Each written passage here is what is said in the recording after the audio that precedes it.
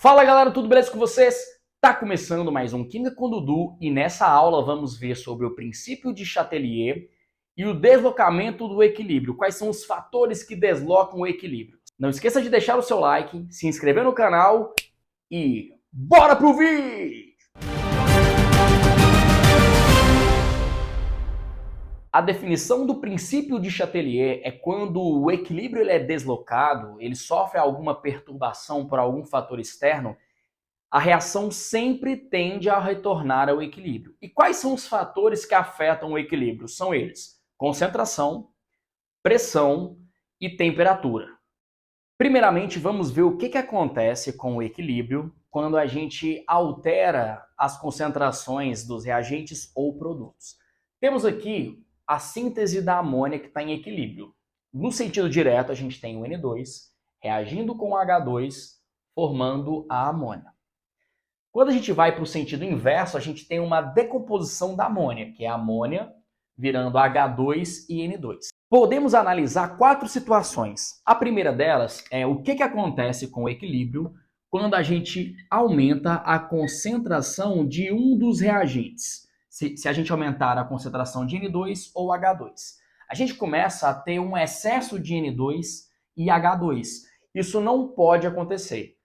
Para retornar ao equilíbrio, a gente vai ter que consumir o N2 para formar mais amônia. Então, toda vez que a gente aumenta a concentração de N2 e H2, o equilíbrio ele se desloca para os produtos. Então, está consumindo N2 e H2 para formar mais amônia. A gente pode observar também quando a gente diminui a concentração de um dos reagentes. Então, se a gente consumir N2 ou H2, a gente vai ter a falta desses reagentes.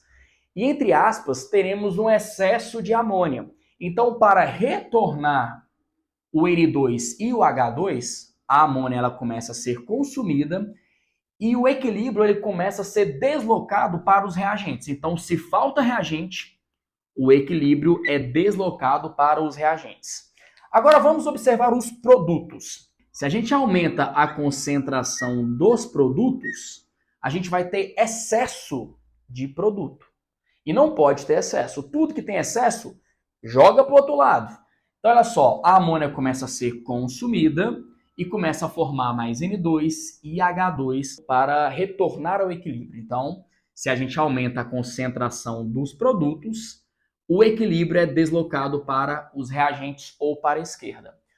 E a gente pode observar também se a gente diminuir a concentração dos produtos da amônia no caso. A gente começa a ter uma falta de amônia e não pode ter falta. Se está faltando aqui, o outro lado está em excesso.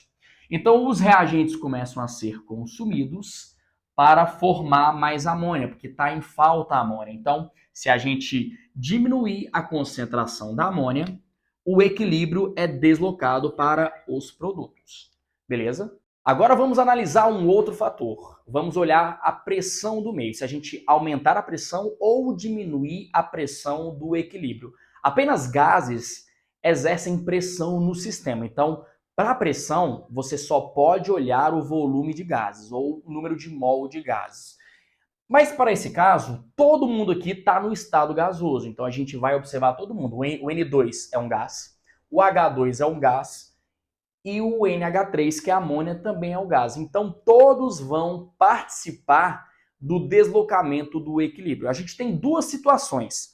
Ou a gente pode aumentar a pressão do equilíbrio, ou a gente pode diminuir a pressão. E a gente vai olhar só para quem é gás. Então, nos reagentes, a gente vai contar o número de mols que a gente tem de gases. Então, olha só, a gente tem um N2 mais 3H2. A gente fala que a gente tem 4 volumes de gases, beleza? Do outro lado, a gente tem 2 mols de amônia, ou 2 volumes de gases. Se a gente aumenta a pressão do meio, o equilíbrio vai para onde tem menos mols de gás. Então, se aumentar a pressão, o equilíbrio se desloca para onde tem menor volume de gases. Então, menor volume de gases. Então, se eu aumentar a pressão para esse equilíbrio aqui, ele vai ser deslocado para a direita, para os produtos, porque tem menos volume de gases.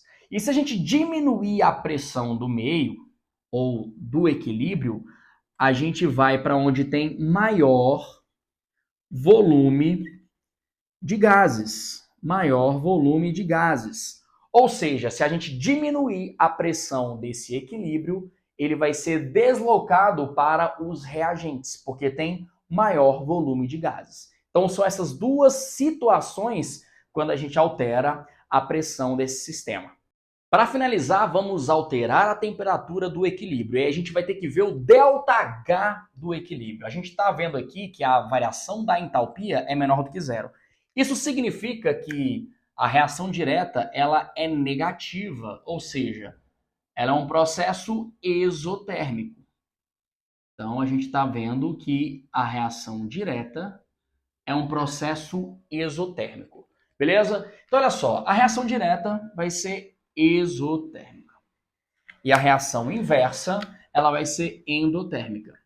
A gente tem duas situações. A gente pode aumentar a temperatura do meio ou a gente pode diminuir a temperatura do meio. Toda vez que a gente aumenta a temperatura do meio, a gente está indo para o sentido endotérmico do equilíbrio. Ou seja, para esse caso, o equilíbrio vai ser deslocado para os reagentes, para a esquerda, porque a gente está aumentando a temperatura, a gente vai para o sentido endotérmico. E toda vez que a gente diminui a temperatura do equilíbrio, a gente está indo para o sentido exotérmico. Então, para esse caso, a gente está indo para o sentido dos produtos, a gente está deslocando o equilíbrio para a direita.